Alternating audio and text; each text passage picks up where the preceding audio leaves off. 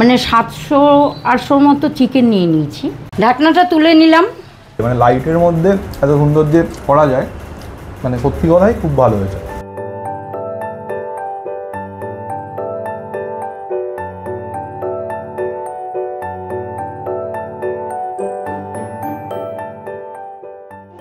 শুভ দুপুর বন্ধুরা, পয়লা বৈশাখ এসে গেছে।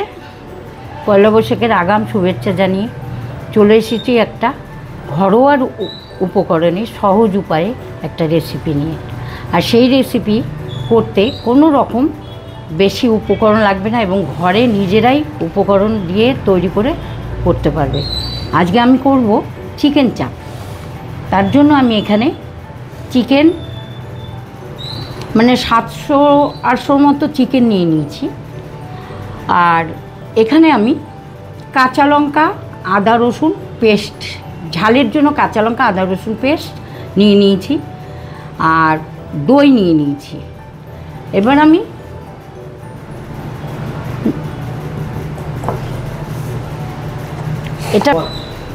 এটাকে আমি ম্যারিনেট করব এই কাঁচা লঙ্কা দই দিয়ে।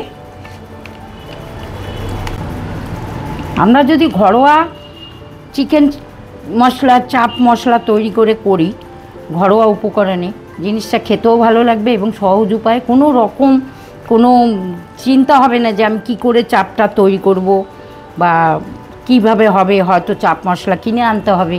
কিন্তু না, এখানে আমি বেশ 15-20 খানা ছোটো এলাচ আর 4-5টা জয়িত্রী একটু রোস্ট করে নিয়ে গুঁড়ো করে নিয়েছি। এটাই হলো চিকেনের চাপ মশলা।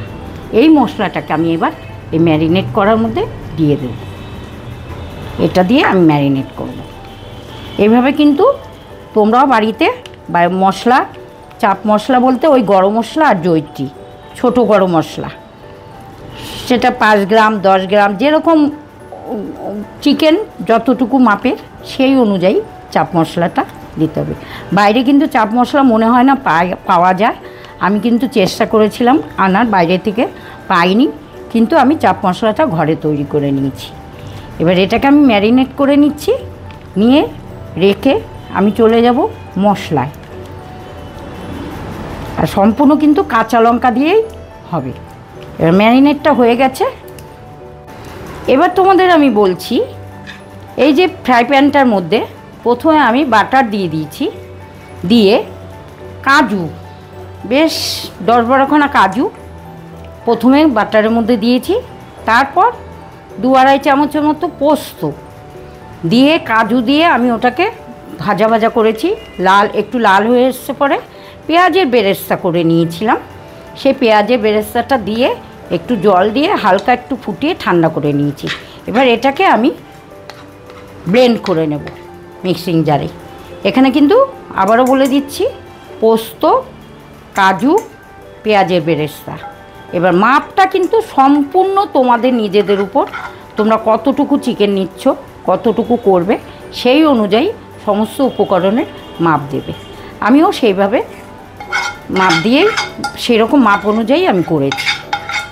পয়লা বৈশাখ আসছে, নিজেরা খাবে, আত্মীয় স্বজন হয়তো নেমন্তন্ন করা হবে, তারা আসবেন। চিকেন রোস্ট এখন বেশিরভাগ বাড়িতেই চিকেনটাই হয়, তবুও মাটনও চলে। তো পয়লা বৈশাখের দিন এরকম একটা চিকেন চাপের রেসিপি করে নিলে আমি এবার ব্লেন্ড করে নিই।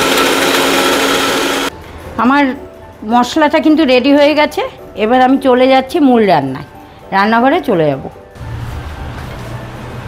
কড়াই বসিয়ে দিয়েছি, কড়াইটা গরম হয়ে গেছে, আমি ঘি দিচ্ছি।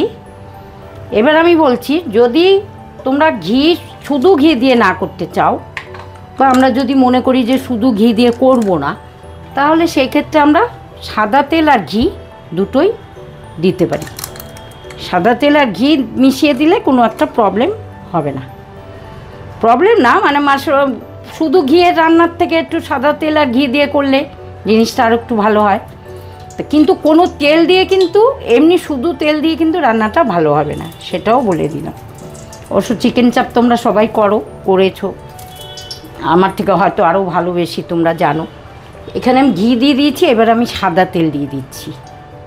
এখানে দেওয়ার মধ্যে গরম মশলার মধ্যে আমি দিচ্ছি 2টো দারুচিনি আর 4-5টা লবঙ্গ। এবার দিয়ে দেবো আদা রসুন পেস্ট। এবার যে মশলাটা আমি পেস্ট করলাম সেটা দিয়ে দিচ্ছি।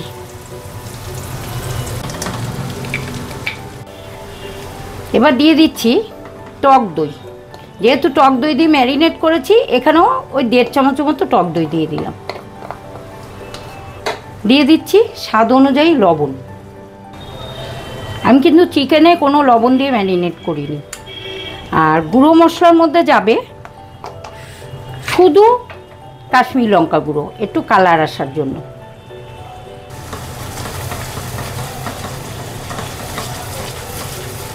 এবার যাবে হলো হলুদ।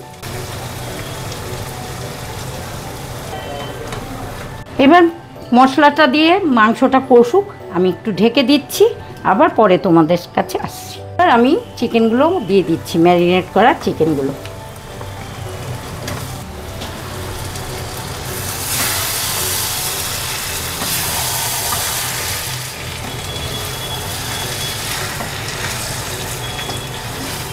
চিকেনটা দেখেছো তোমরা, দেখতে পাচ্ছ কিনা জানি না, দেখেছো নিশ্চয়ই, তেল বেরিয়ে গেছে মশলার থেকে, কিন্তু তেল বেরিয়ে গেছে। এইবার আমি একটু জল দিয়ে দেব।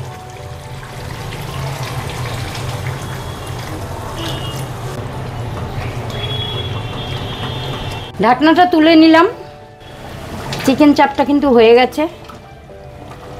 এবার আমি যেটা করব, অল্প খুবই অল্প একটু গোলাপ জল দিলাম, খুব সামান্য মিঠা আতর।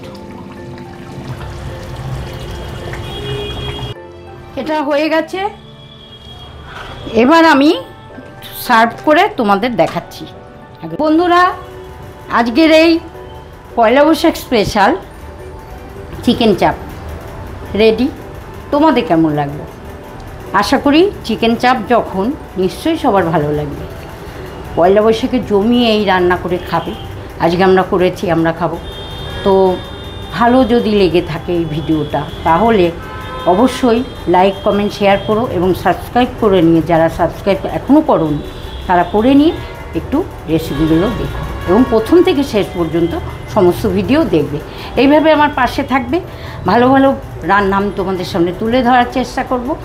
আর তোমরা, তোমাদের ভালোবাসায়, তোমাদের কমেন্টে সব কিছু আমার নির্ভর করে। তোমরা যা বলবে সেইভাবেই হবে।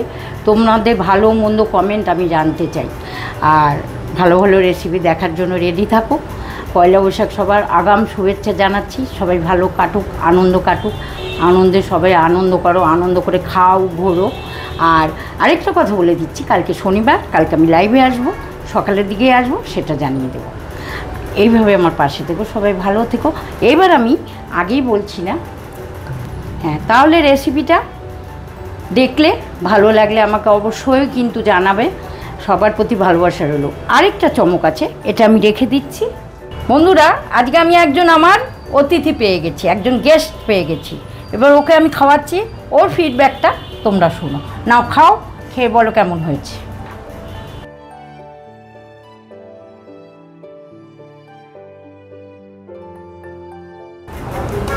চিকেন চাপটা পুরো একদম দারুণ বাড়ির মতো হয়েছে আর কি। আর খেতেও খুব টেস্টি হয়েছে, মানে লাইটের মধ্যে এত সুন্দর যে করা যায়, মানে সত্যি কথাই খুব ভালো হয়েছে। তাহলে আমার বন্ধুদের একটু বলে দাও আমার ভিডিও দেখতে। ভিডিওটা দেখবেন, লাইক করবেন, সাবস্ক্রাইব করবেন, অবশ্যই রান্নাটা ট্রাই করবেন। তাহলে বন্ধুরা, তোমরা তো শুনতেই পেলে আমার গেস্ট কি বলল। এভাবে তোমরাও করবে। এই চিকেন চাপ কিন্তু, এটা কিন্তু খুব সিম্পলভাবে ঘরে সবাই খেতে পারবে এবং খুব ঘরোয়া উপকরণে করে খাওয়া যাবে এবং রান্না করা যাবে। কোনো টেনশন নেই। সবাই এই টেনশন নিয়ে ফেলে এই ধরনের চিকেন চাপ, বা যাই হোক একটু এক্সট্রা কোনো ফান্টা কিছু রান্না করতে গেলে হয়তো কোথায় পাবো চাপ মশলা বা কিছু। যাই হোক, আমি চাপ মশলা আনিনি বাইরে থেকে, আমি নিজে করে নিয়েছি। ভিডিওতে পুরোটা দেখে নিও, আমি সম্পূর্ণ সব বলেছি, দেখিয়েছি। তো যাই হোক, সবাই ভালো থেকো। সামনে পয়লা বৈশাখ আসছে, আগাম শুভেচ্ছা জানিয়ে আজকের মতো রেসিপি এখানেই শেষ করছি। নেক্সট রেসিপি নিয়ে তোমাদের সাথে আমার আবার দেখা হবে। আজকের মতো সবাইকে টাটা, বাই বাই।